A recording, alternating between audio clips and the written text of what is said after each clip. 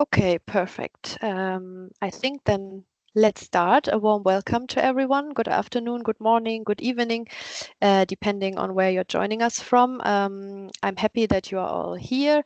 It's my pleasure to welcome you to this webinar. Our topic today is climate and environmentally friendly solar cooling technology solutions. I'm Christine. I'm working in communications at GIZ Pro Klima and the GCI 3 project. And today I have the pleasure of being your facilitator and guiding you through this event. I'm also happy to have Philip Denzinger here with us today as a speaker. He will present us the new publication and explain us more about green solar cooling technologies, and also Ellen Michel for the welcome remarks. I would say, let me start with a brief introduction to today's event. This webinar is, I guess, as you all know, part of the GCI 3 webinar series that we have launched this year, Green Cooling Webinars, which addresses all members of the Green Cooling Network and, of course, other interested parties as well. We will have two more webinars this year, one in September on women in the cooling sector, so that addressing the gender topic, and one is in November, where the topic is to be defined. But we will, of course, keep you posted via our channels, our website, and LinkedIn. So today we are all here together and we will hear about the climate and environmentally friendly solar cooling technology solutions. And this webinar will provide insights into the findings of the publication, as I already mentioned before. In this publication, decision makers are invited to consider solar cooling technology with natural refrigerants and blowing agents, and ideally thermal storage as a solution for their cooling needs, especially to strengthen cold chains and cooling in buildings. As you all know, the topic is really important to us as these solutions are truly sustainable, climate and environmentally friendly, and often can benefit the development of communities as well. Before we begin, as always, some important technical details. This webinar is being recorded and will be published on our website afterwards. You can find it in the section publication and videos. And you can feel free to write everything in the chat that you would like to, because the chat will not be included in the recording. You will know that from other webinars, of course, but please keep your microphone muted during the session.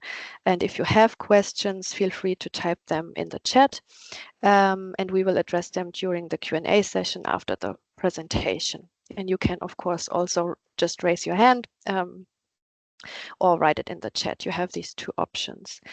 I'm happy that I am joined today by my colleagues Magnus and Max, who will assist with technical issues. So if you experience something, if you need help, just reach out to them in the chat. I would say we talked a lot about the chat. Now let's just test it, make sure that everything is working, and to get to know each other a little bit better. I would like to know where you're joining from and for which organization or institution you're working or you are from. Please just type that in the chat. We would be really interested to see who you are, where you're from.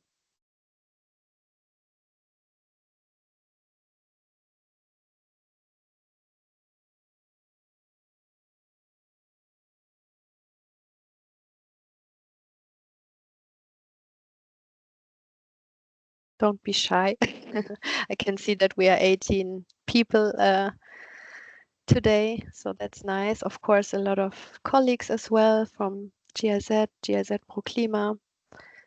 Someone from Namibia, great. Of course, Philip from Kenya. Perfect. So I think the chat is working. So I would say that we don't lose too much time, but of course, feel free to read more. I can see Canada, Cambodia, Botswana. That's really nice to see. I would say let's take a look at today's agenda. We can go to the next slide.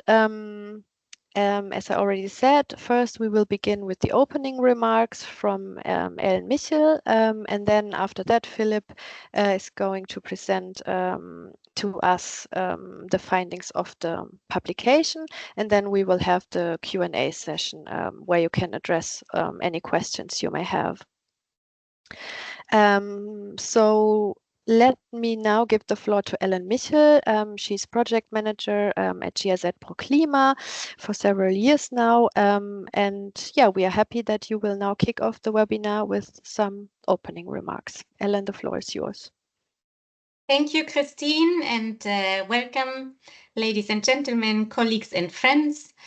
The Green Cooling Initiative, I think, as most of you are aware, is part of the GIZ ProClima cluster, where we are implementing different projects promoting green cooling on behalf of different donors, mainly the German government. So also this Green Cooling Initiative is funded via the International Climate Initiative.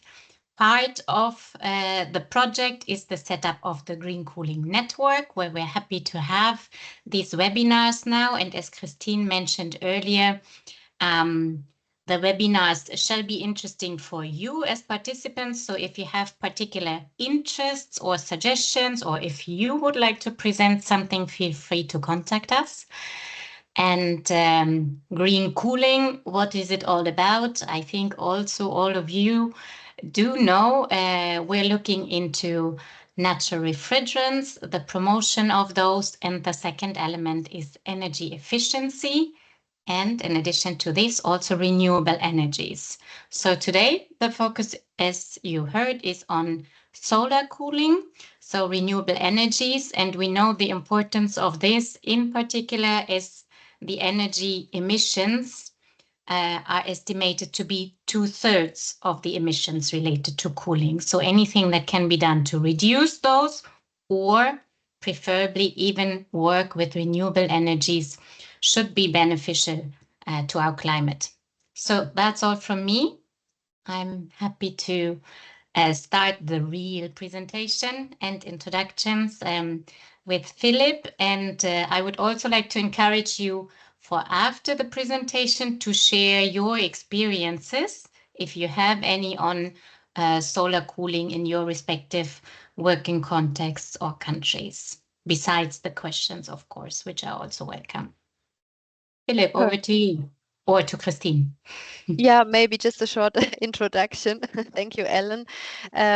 Because this morning we noticed that Philip is with ProClima for almost 11 years. So I just wanted to mention that. So he has gained really a lot of knowledge and experience over the years.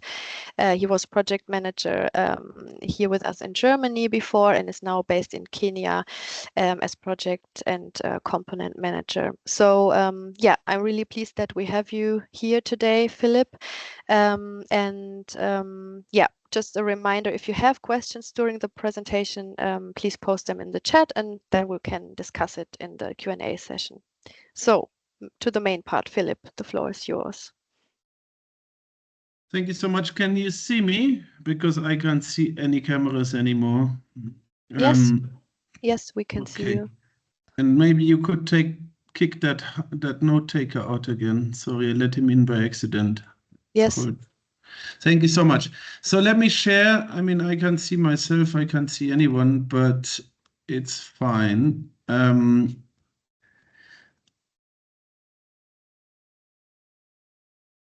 Yeah, now it's better. Okay.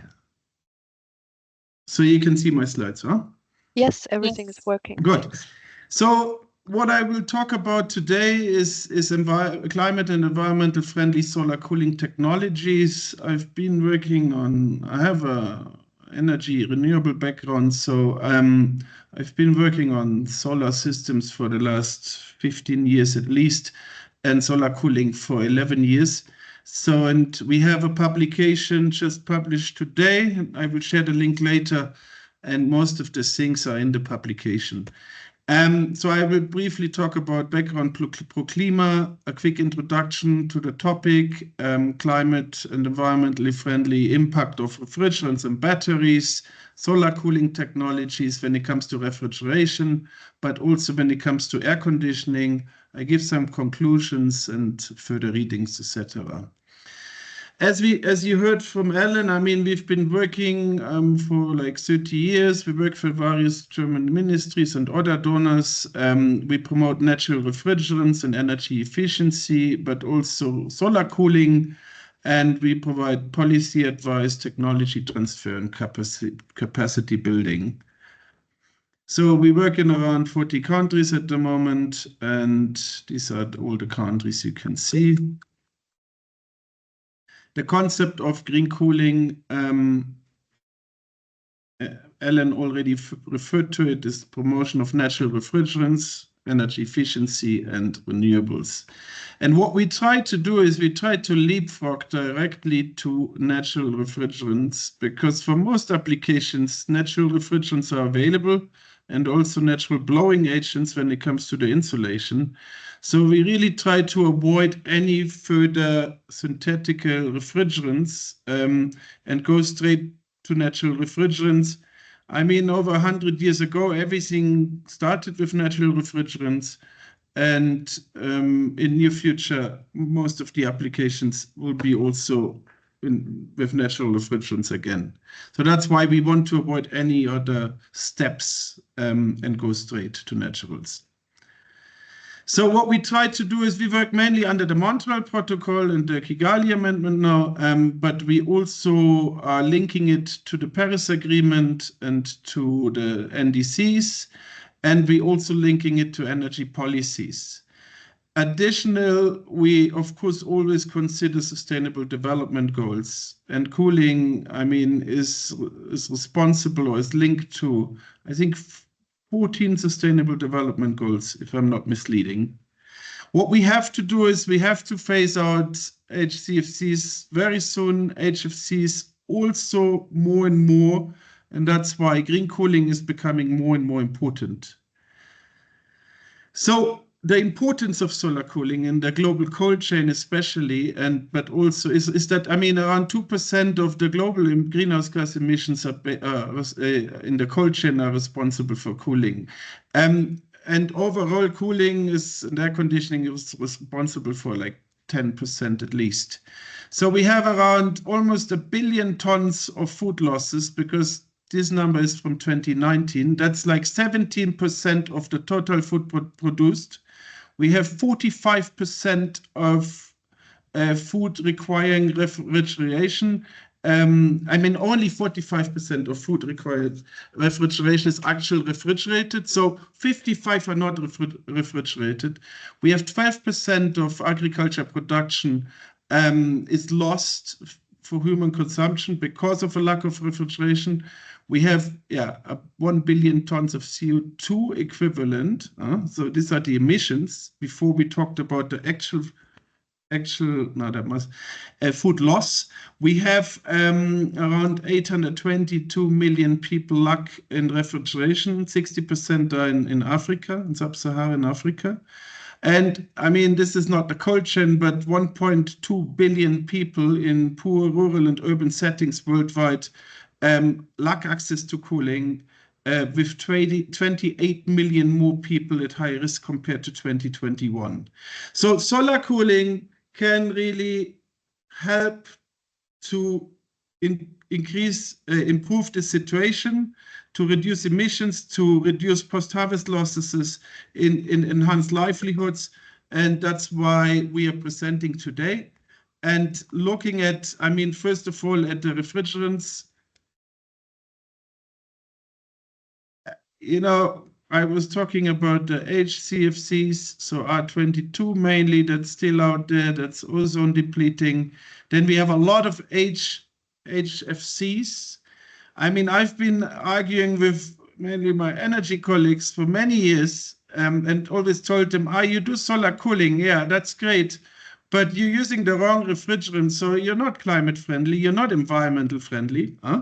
and then you're using huge batteries. I will come to that in a minute.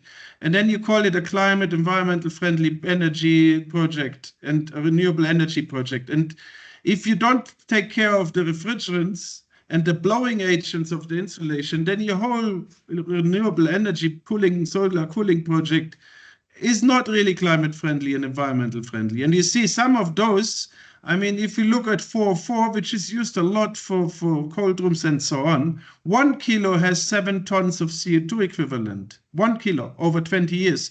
We want to fight climate change now. So usually there's 2 kilos inside. So we're talking about 14 tons already in the refrigerant in system, plus the blowing agents sometimes even contain still ozone depletion substances. So, and then now we have PFAS, as you can see in Europe, and in California and Australia, all over, the discussion is getting more and more. Europe tries to ban all PFAS because they are harmful for the environment. They're even harmful for the humans and for the water aquifers. Also, TFA plays a very crucial role.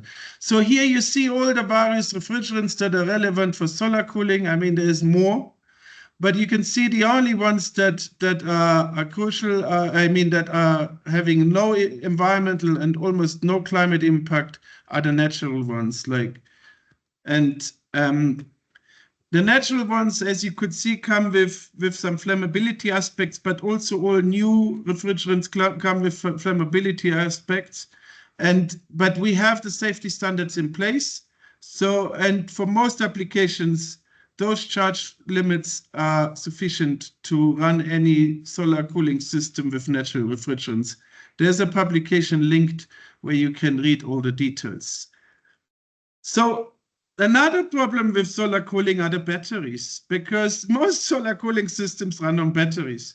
But batteries are usually produced in China and they have a high CO2 footprint. And I mean, you can see 39 kilos per kilowatt to 96 kilograms per kilowatt.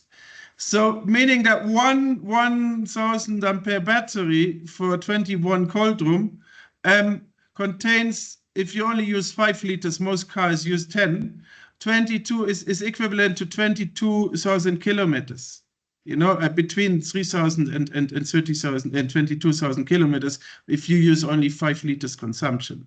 So, but additional emissions are included because the batteries are shipped on dirty vessels. And so batteries are not really clean. And there's no recycling facilities in most of the countries, especially for lithium.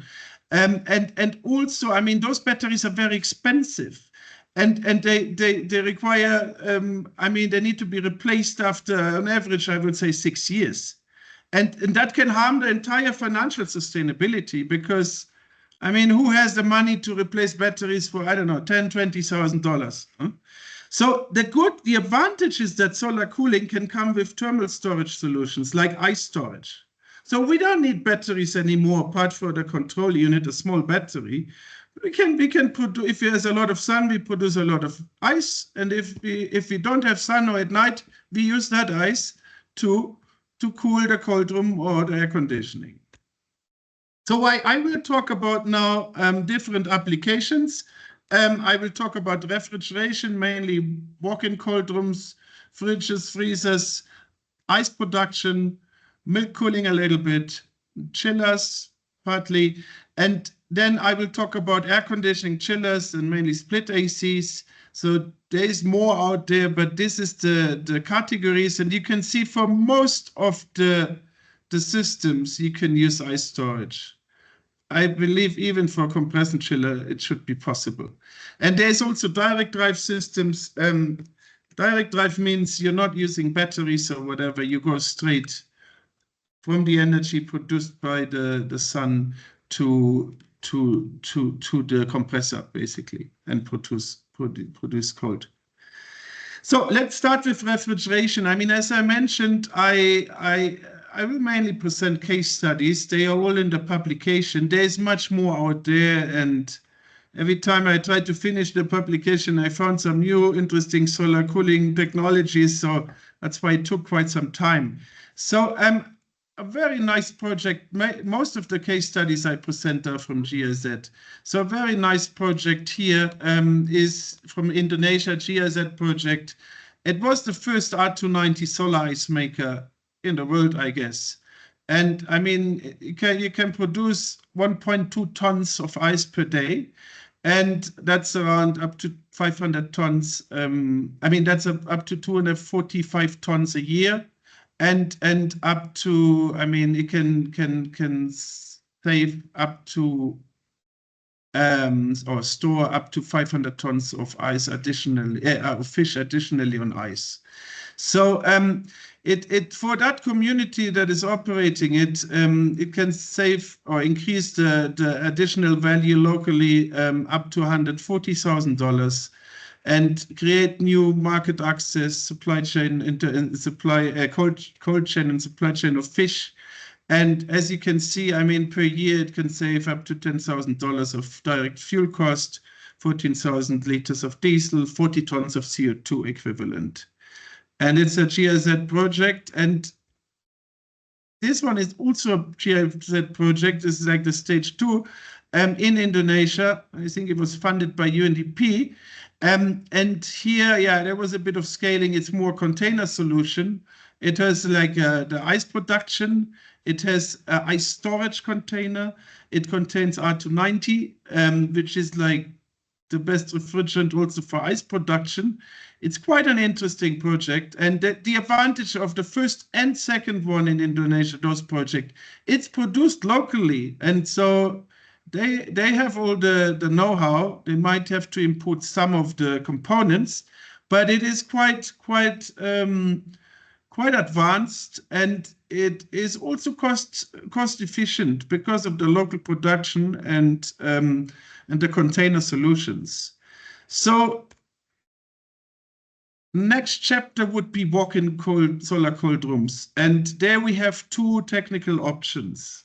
There is a walk-in cold room that uses PV panels, batteries, and then an inverter, and then powering a cooling unit. Or there is solar power, PV panels, some small batteries, but for the control and so on. But with that energy, you're producing ice, so thermal storage, and that thermal storage you're using at night or when there's no sun, and you only need basically a fan, and for that fan, of course, you need a battery. So I prefer the second option because there's much smaller batteries, and ice is a very good battery type. So looking at those cold rooms, I mean, it was GIZ developing and myself developing the first solar cold room in Nigeria together with cold hubs using R290 and using insulation panels that were also blown with natural refrigerants. And I mean, it's around 10 years ago, and now I think there's over 100, and this concept has been copied in many, many countries. And it can extend the lifetime of the perishable goods to up to 21 days. And it can reduce post-harvest losses by 80%.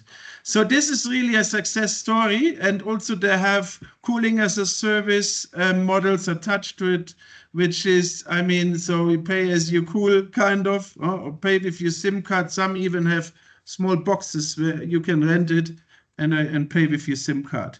So smart technology also is important and needs to be introduced. So looking at another example is self-chill. I mean, self-chill also has the thermal storage, and self-chill also is focusing on local manufacturing mainly, apart from import of some of the components. So they are more and more, they have been installed in many, many countries now. This is a case study from Kenya and Togo. And I mean, it's pretty simple, as you can see. And it's targeting smallholder farmers in Kenya and Togo, and it's a sustainable and cost-effective way of solar cooling and to reduce post-harvest losses and so on. There will be more self-chill. So this is also a self-chill unit, as you can see. I think it also has the ice storage. And you can see those ones are using R600A, which is also very good refrigerant and efficient, and also in the tropics and hot climate zones. It can operate at different ambient temperatures. It's a low-cost solution. And yeah, I mean, self-chill is got even awarded for some of those products. Another example, also already 10 years ago, GIZ built the first solar-powered fish cold room in Kenya with R290 and also with insulation panels that were blown with natural refrigerants.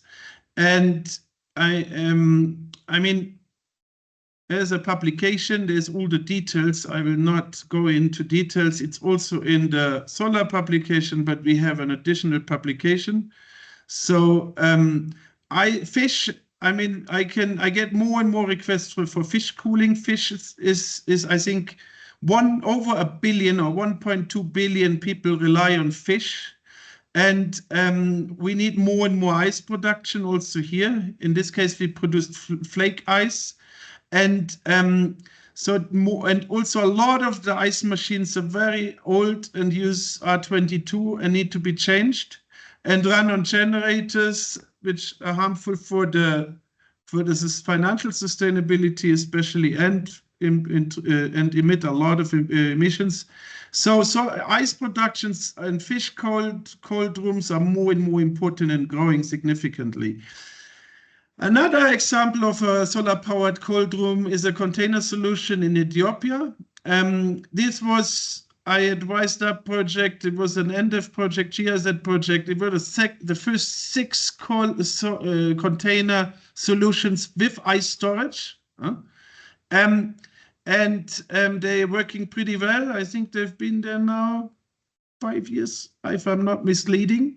So over 1,400 farmers are directly or indirectly benefiting.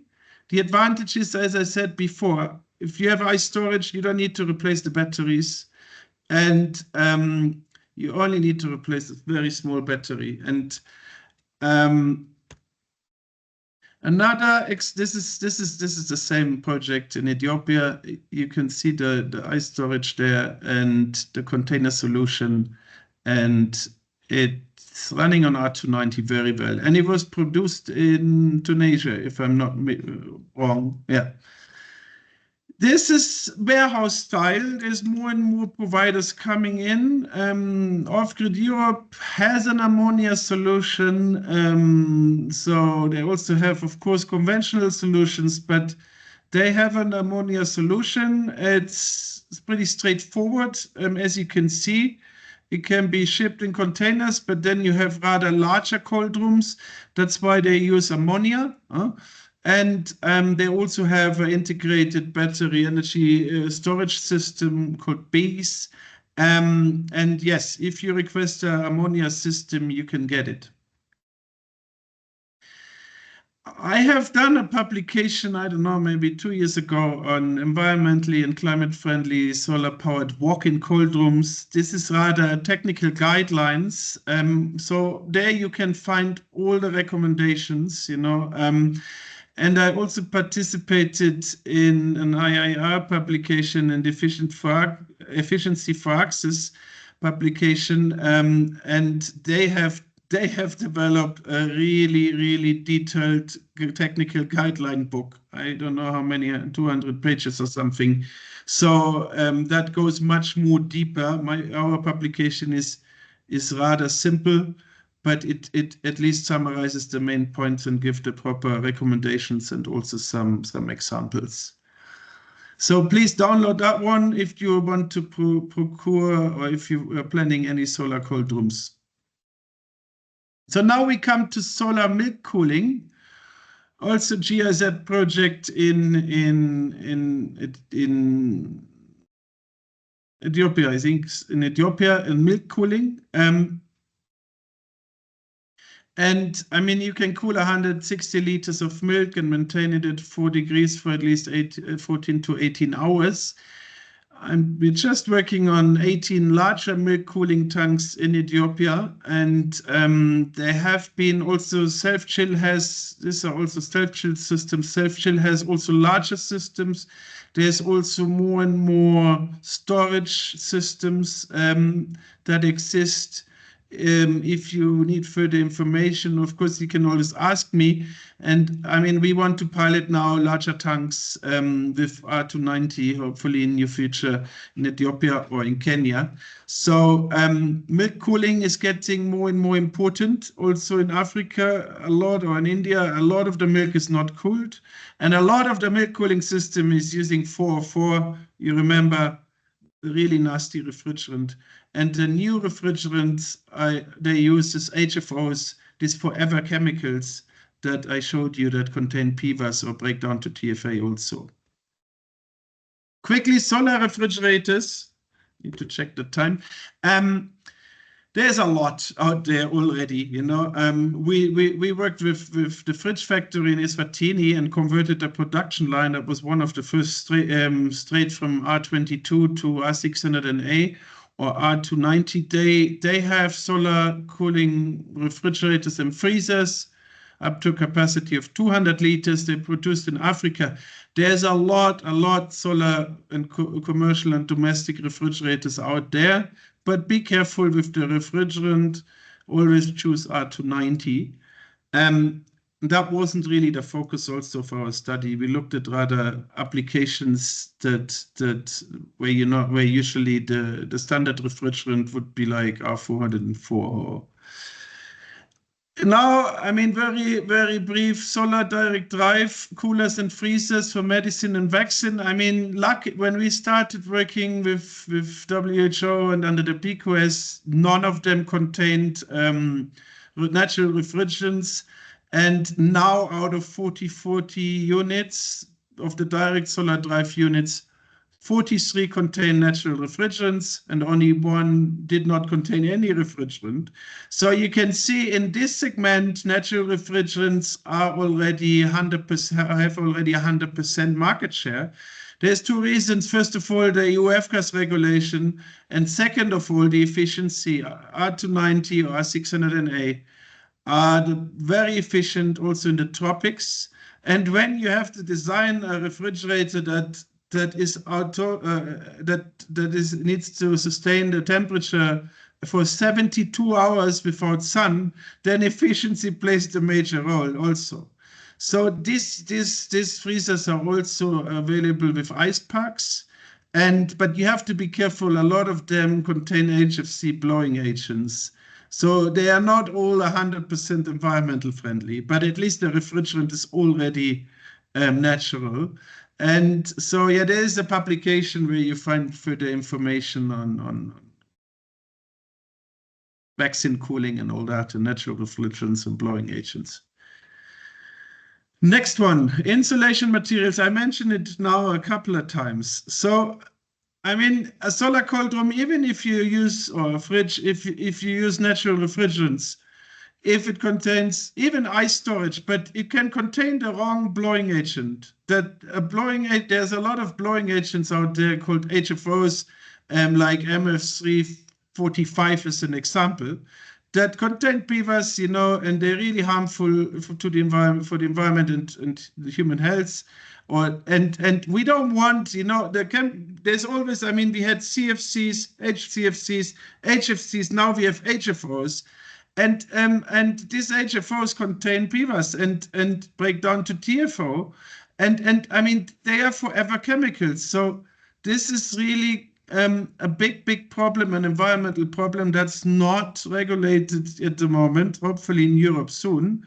And therefore, really try to, if you want to call it a climate project, an environmental project, then you should use insulation panels that are blown with natural refrigerants like propane or CO2.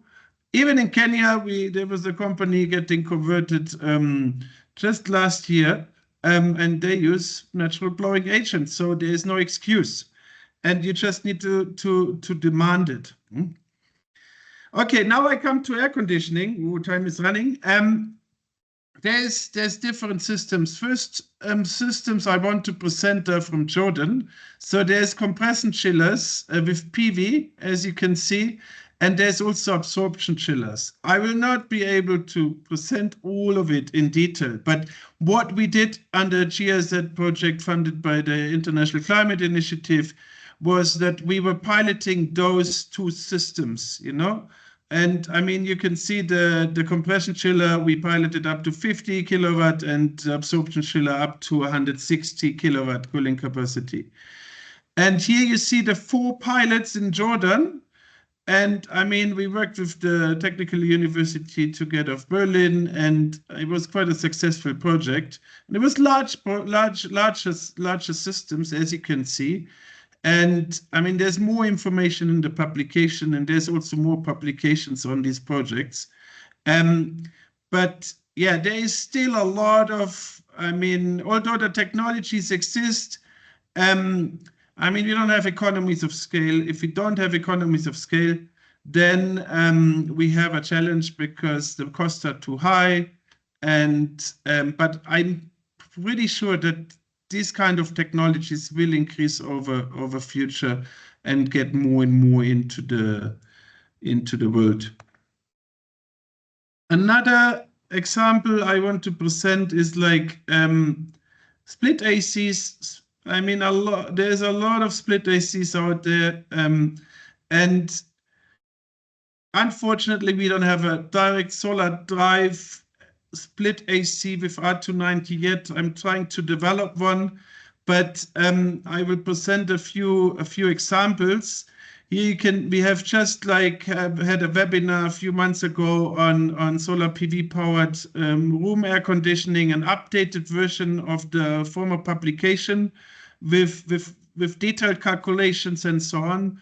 Download it. And I mean, the idea is either, okay, I don't know why, sorry, the air conditioning chiller comes first, but so what we did in Ghana was that we used like the first R290 chiller, also funded by our German Ministry of Economic Cooperation and Development.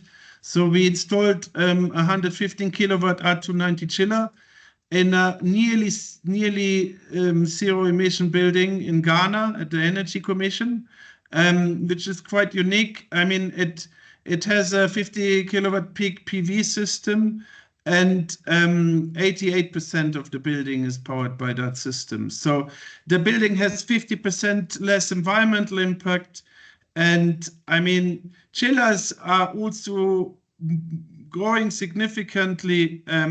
There's a huge mitigation potential when it comes to emissions, because they usually contain 100 kilos or whatever, or depending on the capacity of HFCs, or even a lot of R22 chillers are still out there.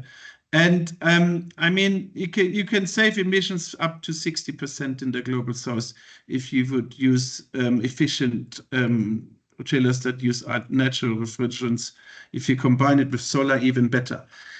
So I was talking about the R290 split ACs, like self-chill also has like the R290 split individual PV systems, you know, they have like packages. So if you only need one or whatever, then you can say, okay, I buy a small system, I buy a split AC and the batteries, and then I can operate it. But we also have piloted in Uganda, for example. We piloted in many countries, but in Uganda, we piloted in our GIZ office. We installed like 18 R290 ACs, replaced mainly R22 and 410A. We also installed a 40 kilowatt peak PV system. So those units are fully run by CV, and we're charging even our electric cars with it. So this project won a sustainability prize. The units we used even have an eco label of the Blue Angel from Germany. So this is, I mean, we're moving more and more in GIZ that all our buildings are using R290 systems, and ideally also solar, powered by solar. Conclusions, because time is running. So, I mean, here's the publication, you can download it. what we recommend is for solar cooling system, it to be truly sustainable and climate friendly and environmental friendly. The systems need to be F-gas free and PFAS free, and I mean, they need to utilize only natural refrigerants, no synthetic refrigerants, because and like R290, 600Na, but there's also CO2 ammonia, and also they need to use ultra low GWP natural blowing agents for the insulation panels, like cyclopentane or pentane, not insulation panels that are blown with HFOs, or even like 141B, like HCFCs, ozone depleting, that contain ozone depletion substances. And also, I mean, try really to incorporate thermal energy storage system like ice banks. I mean, otherwise, it's not really environmental friendly to have like, I don't know, huge batteries being produced in China, shipped to on dirty vessels to the countries, and also the financial sustainability is really. I mean, I've seen many projects. The batteries were gone. The communities didn't save enough money to buy new batteries, and then the system was down, or it was running on generator again. Okay, what is very important is that that training, you cannot just use natural refrigerants. I mean, unless it's hermetically sealed, then it doesn't matter. And most of those systems, I mean, the cold rooms, they use usually monoblocks, they hermetically sealed and so on.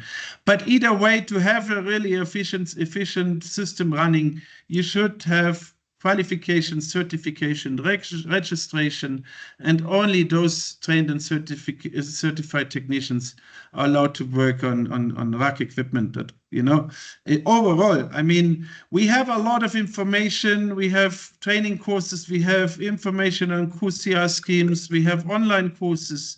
We have a lot of stuff. Just click on the links and download the information. Training is a must to introduce these new technologies and standards also. There's more publications, I mentioned them on solar cooling and whatever, and vaccine cooling and whatever, and green air conditioners. So please, and videos and recordings of all our webinars and events. So have a look. Join our Green Cooling Initiative if you have a company or an organization to support green cooling and to get information. Subscribe to the newsletter.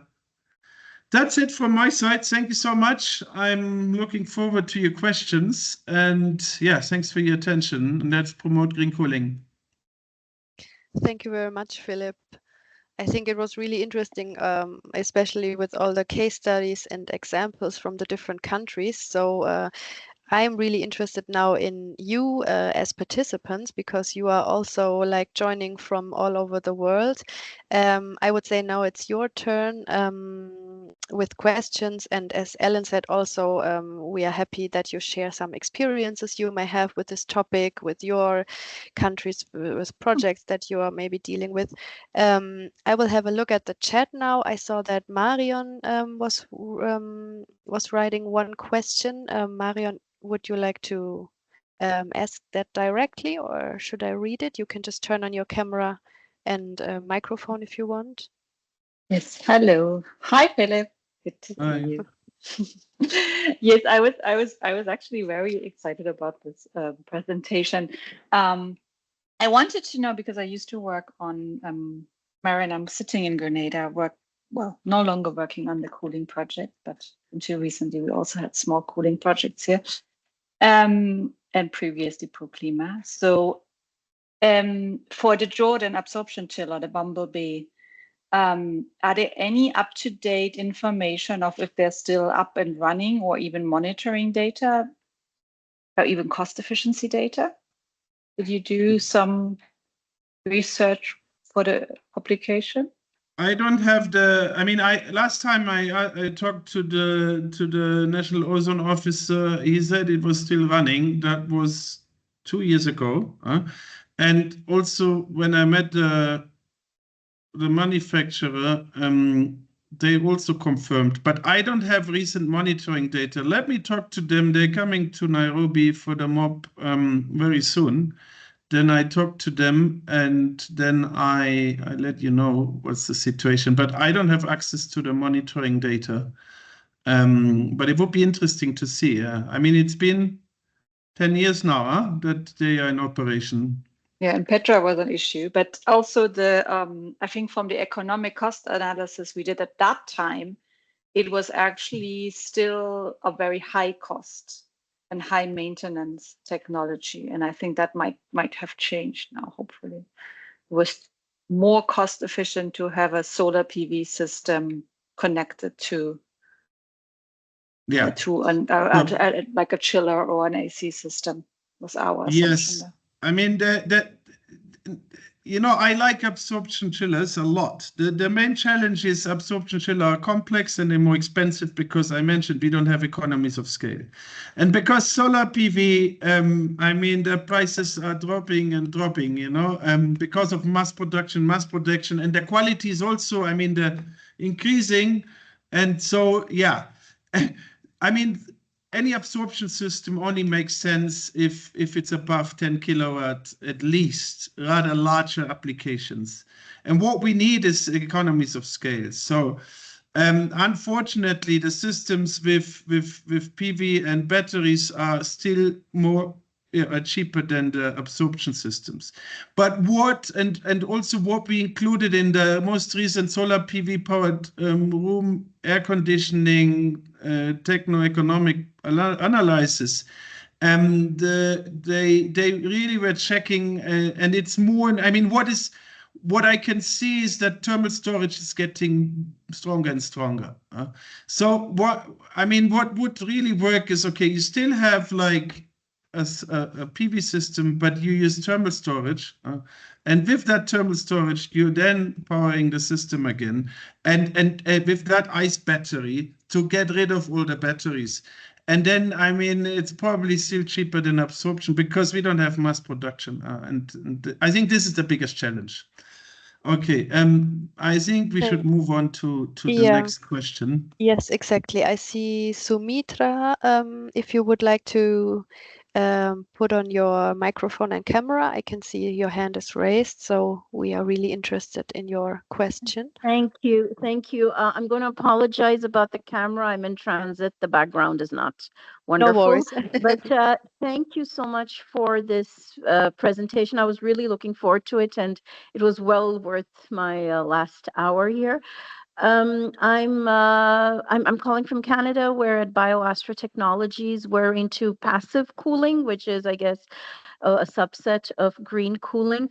My question is, I have heard everything about PV cooling, and I think what we've just heard is frankly the state of the art, the best in practice. What about the next step, Dietrich, which is because I guess in the scientific sense, when we talk solar cooling, originally we think of more solar evaporative cooling or desiccant evaporative cooling, where you harness a material that responds to heat to carry out a natural process. In other words, do you envision right now what you have deployed is brilliant, limited by the efficiency of something not in your hands, which is a photovoltaic cell? What if we could leapfrog even that and think of desiccant evaporative cooling or solar evaporative cooling where there's no intermediate, there's no PV? Any thoughts on that? Yeah, thanks a lot. I mean, my focus was mainly active cooling systems, because we work under the Montreal Protocol. We control substances. We are piloting green cooling technologies when it comes to alternatives on refrigerant active, systems that use natural refrigerants, like active cooling systems.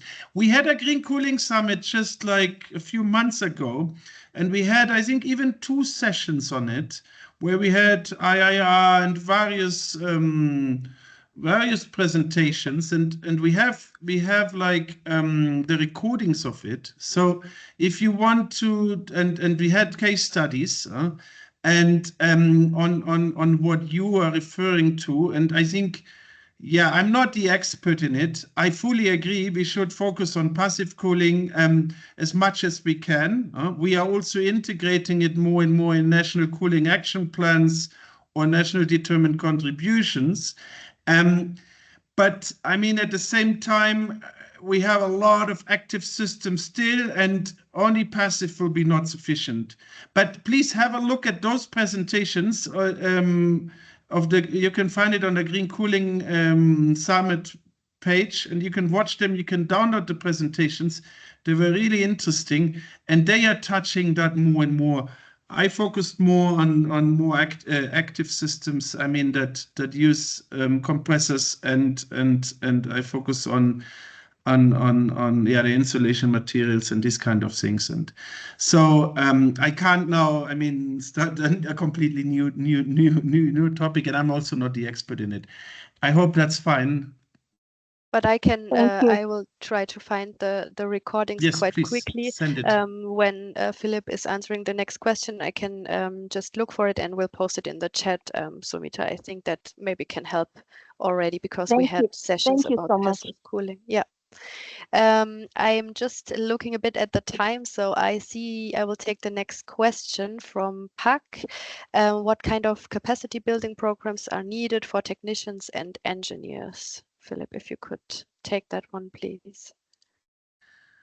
I mean, you see, if you deal with solar systems, unless it's like packaged units that you would just like, say, you buy a fridge that comes with a solar panel and you just install it yourself. Or, of course, you need to have, if you talk about larger systems, you need to have a technician that is trained on how to properly install the solar system, how to maintain it. And also the operators should know and be trained. And on the cooling systems as such, unless you have the larger systems, but the cold rooms overall, I mean, they usually come with monoblocks, meaning they are hermetically sealed, R290 monoblocks. It's not very complex. You don't need a lot of training on that, but we always provide training to the operators that they operate it properly. And of course, maintenance is very important, but they don't require a lot of maintenance either. So when it comes to larger systems, like the chillers or to larger warehouses with ammonia or whatever, there you definitely need to train your technicians well and the operators to also extend the lifetime of the equipment. And I mean, a lot of the time, there's no maintenance done. If there's no proper maintenance of the solar system or the refrigeration system, then the lifetime of your equipment will decrease significantly. So we have a lot of trainings that we offer. We offer a lot of training materials to trainers, to training centers, to technicians. We have some online courses. So have a look on those links I shared. And if you have any further questions, let me know. But generally, there's not a lot of training required. But if someone works on the circuit where there's refrigerant and you need to brace or whatever, and you're not using like monoblocks, hermetically sealed systems, then yes, you have to be trained. Otherwise, you're not allowed to work on it. I can see two more questions, one in the chat and one hand raised. So Kilechi, you wrote in the chat, would you like to turn on your microphone and camera?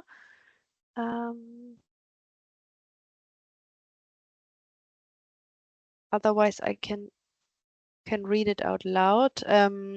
Given Nigeria's growing demand for cooling, especially in food cold chains and buildings, how can solar-powered cooling technologies with natural refrigerants and thermal storage be practically adopted in developing country like ours? It goes on, but I will just take the first one because I see two other hands raised and we have more or less 4 minutes left. I mean, the Nigerian example of cold tubs is a good one, and it's economic, viable, it's feasible, technical. So there's no excuse. It's natural refrigerants. It's Africa. We can't use it. It uses natural blowing agents. It has cooling as a service. But I mean, there's also when you talk about financing models. For example, in Kenya, we have a mitigation action facility project of UNDP and UN Population Fund, that is incentivizing or financing up to 5,000, I think, cold rooms with natural refrigerants in Kenya. It's a 23 million euros project.